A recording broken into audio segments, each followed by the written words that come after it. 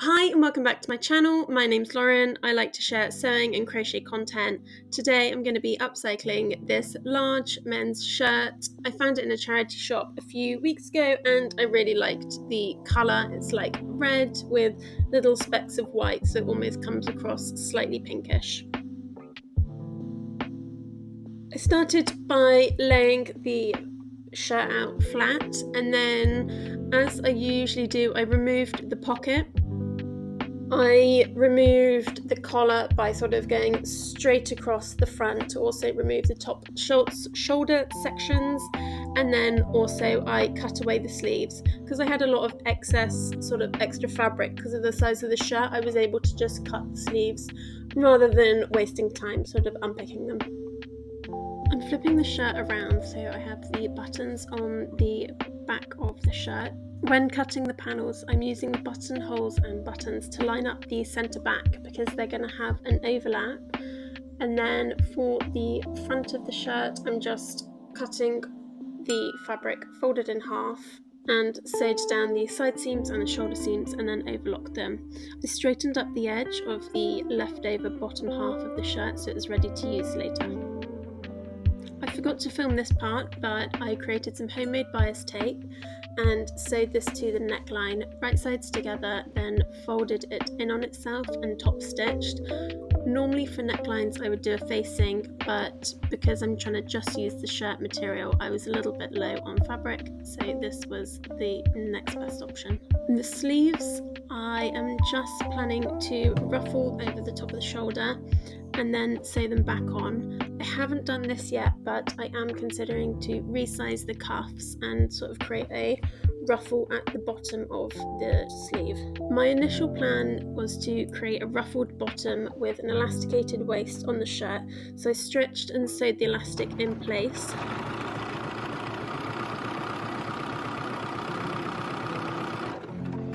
Been a couple of days since, borderline a week since I last worked on this top, and I don't like how it's looking. This sort of elastic cinching isn't how I imagined or sort of what I wanted it to be.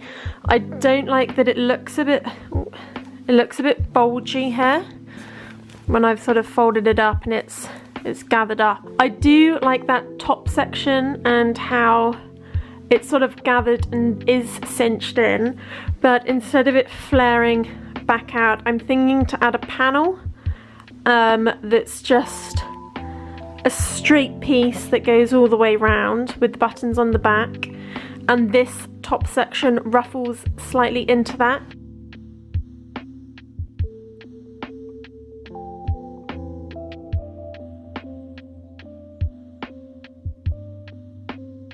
Working out the bottom section, I know that I need two sort of rectangles for the front and the back.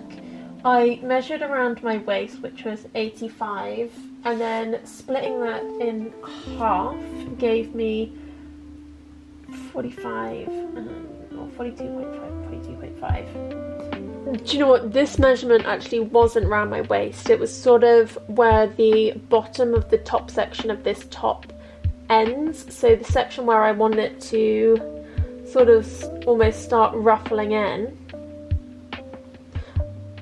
that there was the 85 measurement. I then did measure my waist, which came in a bit, so I had to take off 2.5 centimeters from each edge, which gave me a slightly off shaped rectangle, and that bottom measurement was 37.5. One of these has the buttons on it. To create the ruffle on the top bodice of the shirt, I sewed two long stitch lines all the way around the bottom, so I was able to use these for gathering. And then I also sewed the side seams of this new, more fitted body section, and also hemmed those as well. To finish that bottom piece off, I did a rolled hem all the way around the bottom.